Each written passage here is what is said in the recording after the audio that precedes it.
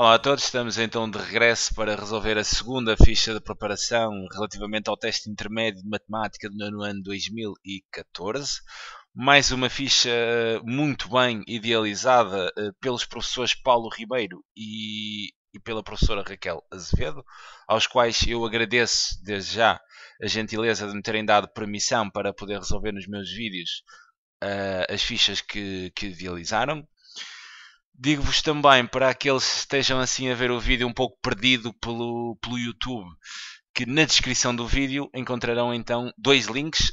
Num dos links poderão então descarregar a ficha para o vosso computador em formato PDF e num segundo link terão então acesso à lista de reprodução com todos os exercícios da ficha resolvidos por ordem sequencial.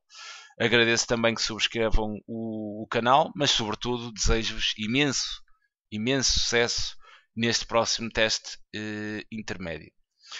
Dito isto, então até já, porque resolverei então agora os exercícios presentes na ficha. Um abraço e até já.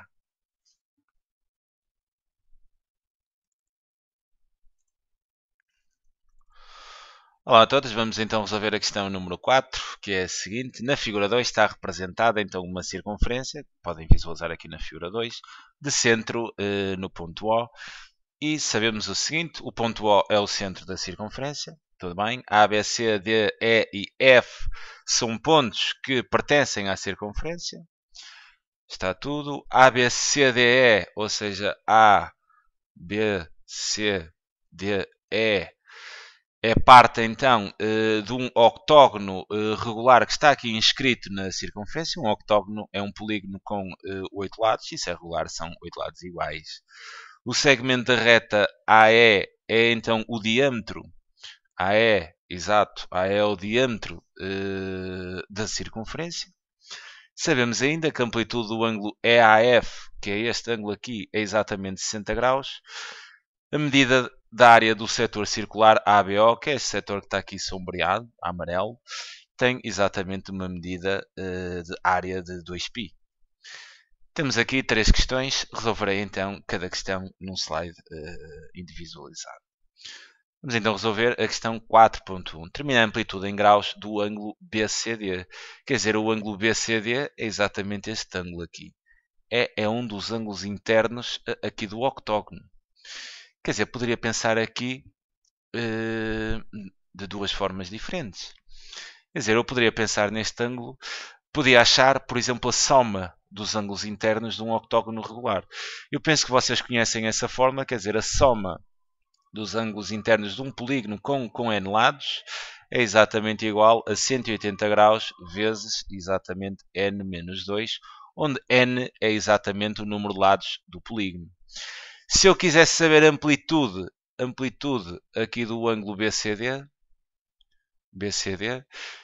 quer dizer, se esta é a soma dos ângulos internos todos juntos e se é um octógono regular, então quer dizer, o um só dos ângulos será exatamente a soma de todos os ângulos a dividir por 8, porque é um octógono regular. Eu só poderia partir desse princípio sabendo que esta figura seria um octógono, mas um octógono regular. Ou seja, os lados são todos iguais e os ângulos internos também são todos iguais. Então bastava fazer a soma, né, e depois dizer que este ângulo BCD havia de ser igual exatamente àquela soma a dividir pelo número de lados. Ou seja, pegaria aqui na soma total dos ângulos internos e dividiria então, neste caso, se é um octógono, por 8 e teria então a amplitude aqui deste ângulo interno. Isso quer dizer, eu aqui neste caso não vou optar por esta estratégia. Poderia fazê-lo. Mas assim, eu não tenho calculadora, tenho aqui assim umas contas um bocado altas, podiam-se fazer, mas ok, vamos manter isto assim de uma forma mais simples. Eu poderia pensar também, além desta primeira estratégia, eu poderia pensar, por exemplo, nos ângulos externos aqui do octógono. Quer dizer, e o ângulo externo seguia aqui ao lado, não é? E o ângulo externo seria exatamente este ângulo aqui. Este, que eu vou marcar aqui a vermelho. Tal que a soma, o ângulo interno com o seu externo são ângulos suplementares, ok? São ângulos suplementares, juntos formam 180 graus. Penso que é fácil de verificar isso visualmente aqui. Eu poderia então determinar aqui este ângulo externo. E aqui, relativamente aos ângulos externos, quer dizer, o ângulo externo. Vocês sabem quanto é que é a soma de todos os ângulos externos, de qualquer que seja o polígono, é sempre 360. Ok? Qualquer que seja o polígono, tenha ele 3, 4, 5, 20, 1000 lados, a soma de todos os ângulos externos é sempre igual a 360, qualquer que seja o polígono.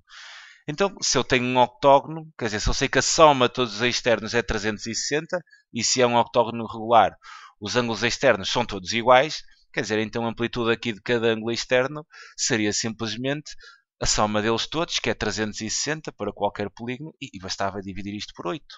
Então sei que aqui o ângulo externo, 360 a dividir por 8, quer dizer, dividir por 8 é pedir a metade 3 vezes consecutivas. Metade de 360 é 180, metade de 180 é 90, metade de 90 é 45 graus. Ok? Então este ângulo externo é exatamente 45 graus. Visto então que estes dois ângulos são suplementares, são exatamente suplementares, então juntos formam um ângulo raso, né? Um ângulo de 180 graus. Então quer dizer, eu bastava definir este como x, quer dizer, a soma dos dois é 180, seria fácil eu tirar aqui este ângulo interno. Ok? Então registrando aqui, quer dizer, a ideia seria esta. Eu vou até adicionar assim aqui um ponto.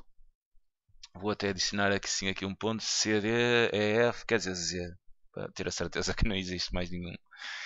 Então eu sei que os ângulos, o ângulo, quer dizer, isto aqui era amplitude, né? Eu aqui teria apenas amplitude. E neste caso eu sei que o ângulo externo, que é o ângulo BCZ, né? É o ângulo BCZ, e o ângulo interno, que é o ângulo BCD, né? Estes dois ângulos são ângulos suplementares. São suplementares. E sendo suplementares, então a amplitude do meu ângulo BCZ mais, né, mais a amplitude do meu ângulo BCD, isto é exatamente igual a 180 graus, porque os ângulos são suplementares. Então quer dizer, se eu quiser amplitude aqui do meu ângulo BCD, será exatamente igual a 180. Quer dizer, aqui ficariam 45 graus, ao passar para o segundo mesmo, passa para a operação inversa, né? menos 45. Então teria que a amplitude do meu ângulo BCD seria simplesmente, quer dizer, 180 menos 45, isto daria 135 graus. Ok? E tinha então aquela amplitude do ângulo BCD. Aqui poderiam usar qualquer uma das duas estratégias. Ou usavam esta, a forma da soma dos ângulos internos de qualquer polígono, depois para saberem um ângulo, dividiam exatamente pelo número de lados, seria uma forma de fazer isto. Outra seria, por exemplo, tocar aqui nos externos, que a nível de operações é bastante mais fácil. Okay. Bem, agora a segunda questão. Admite que D, ok, o ponto D, é exatamente a imagem do ponto F por meio de uma rotação aqui de centro em O. Tudo bem. Qual é a amplitude dessa rotação? Quer dizer, teremos aqui duas respostas onde ambas estariam corretas. Se eu considerasse aqui dois sentidos diferentes. Por exemplo, numa rotação é importante vocês saberem o sentido dos ângulos, se é positivo, se é negativo. Então, se a rotação tiver esta orientação, neste sentido, que é exatamente o sentido contrário aos ponteiros do relógio, a amplitude da rotação terá um valor positivo. Se a rotação tiver exatamente esta orientação, neste sentido, ou seja, a favor dos ponteiros do relógio, a amplitude será negativa. Daí eu dizer, quer dizer, vamos ter duas soluções, porque eu posso fazer aqui a rotação pela amplitude positiva, ou então pela negativa. Então, vamos, em primeiro lugar, quer dizer, fazer a rotação aqui no sentido positivo. Ou seja, parto de F e tenho que chegar exatamente ao ponto D. Quer dizer, sendo o centro da rotação, exatamente aqui o ponto O. Então, quer dizer, vou unir aqui O a F.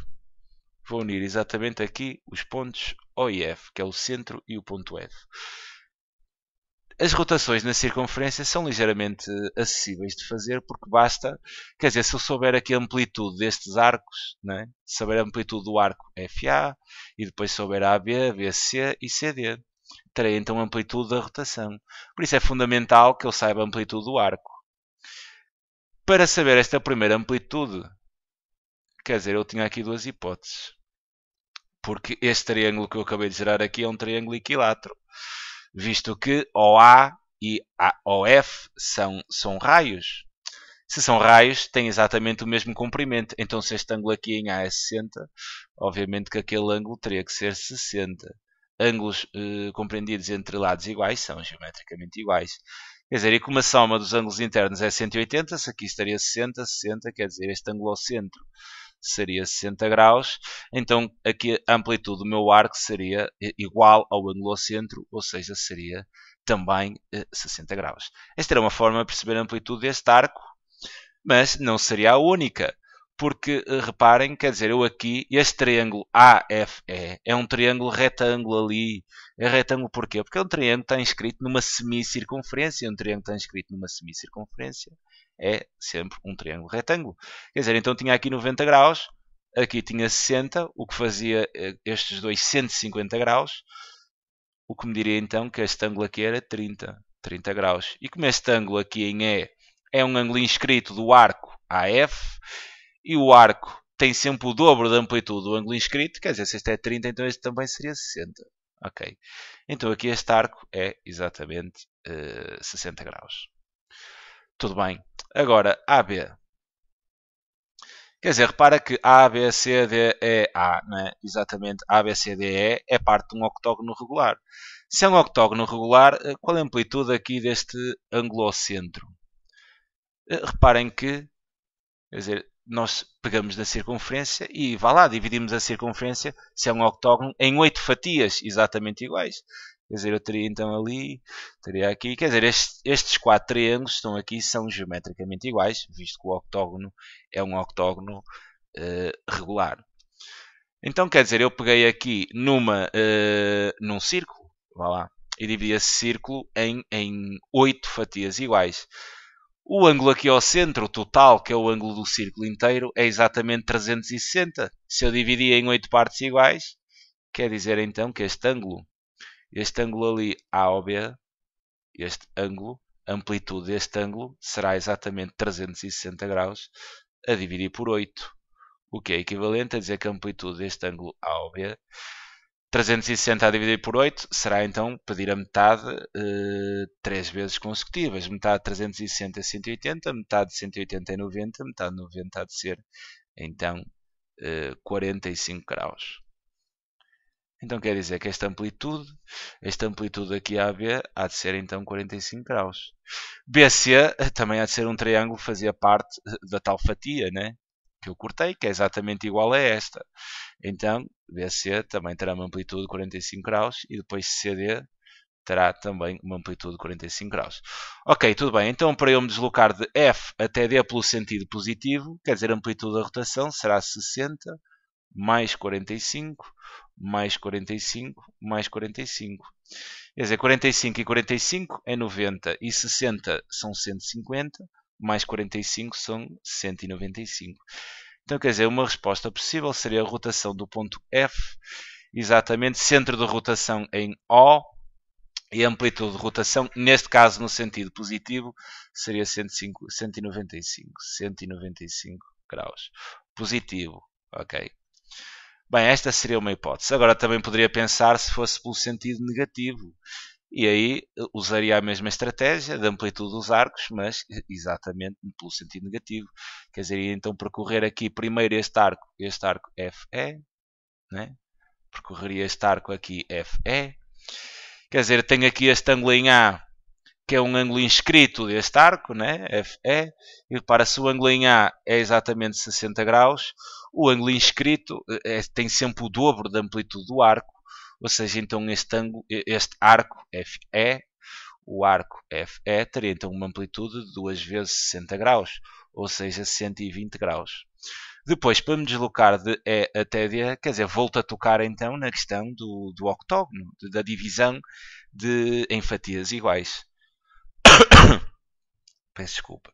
Se este ângulo ao centro era 45, né, o arco é exatamente igual, então este arco teria uma amplitude de 45 graus. E chegaria então a D. Então quer dizer, ou né? Teria aqui outra hipótese de resposta. Podia dizer que a rotação seria do ponto F, onde o centro de rotação seria o ponto O, e a amplitude, neste caso, deslocava-me pelo sentido negativo, quer dizer, 120 mais 45 dá 165. Então teria aqui menos 165 graus e teríamos então aqui a resposta para a segunda questão. Bem, passemos então aqui à 4.3. Determina o comprimento do lado do quadrado cuja medida da área é igual à medida da área do círculo de centro em O e de raio OD. Ok, muita informação. Vamos desmontar isto. Determina o comprimento do lado do quadrado. Ok, terei então assim aqui um quadrado, né? Terei assim aqui um quadrado, mais ou menos. Quer dizer, onde eu quero exatamente aqui o lado do quadrado, né? A medida, quero o comprimento aqui do lado. E este quadrado, do quadrado cuja medida da área, né? Cuja área é igual à área do círculo de centro em O. Quer dizer, onde a área deste quadrado há de ser exatamente igual à área do círculo. Do qual círculo? Do círculo de centro em O e de raio OD. Ou seja, é exatamente a área deste nosso círculo. Bem, como é que eu determino o lado de um quadrado conhecendo a sua área? Quer dizer, reparem que a área do quadrado é exatamente igual ao lado ao quadrado, né? Porque é um meio quadrado, os lados são iguais, seria lado vezes lado, ou seja, lado ao quadrado. Resolvendo então esta equação literal em ordem aqui ao lado, quer dizer, eu tenho que o lado seria mais ou menos a raiz quadrada da área. Mas como estamos a falar de um lado, quer dizer, desprezamos a solução negativa, porque neste contexto não faz sentido. Então sabemos que o lado há de ser exatamente igual à raiz quadrada da área, né, do quadrado. Agora teremos então que determinar aqui a área do quadrado. Sabendo que a área do quadrado há de ser igual à área do círculo. Então o que eu vou determinar aqui é exatamente a área do círculo, deste mesmo círculo, cujo centro é em O e o raio OD. Bem, eu não tenho aqui nenhuma medida do raio, certo? Nem do diâmetro, nem nada disso. O que é que eu tenho aqui que pode dar jeito? Oh, ok, está aqui. Quer dizer, eu aqui dou uma medida da área do setor circular ABO. Quer dizer, e o setor circular ABO é exatamente este setor aqui. Este setor está aqui sombreado. Quer dizer, e este setor há de fazer parte do tal octógono regular. Não é bem um octógono, mas quer dizer, porque o octógono seria por esta linha reta. O setor tem aqui, apanha aqui um bocado da circunferência. Mas quer dizer, ele está envolvido aqui no octógono. Qual é a amplitude deste setor circular? Qual é a amplitude ali? É exatamente 45 graus.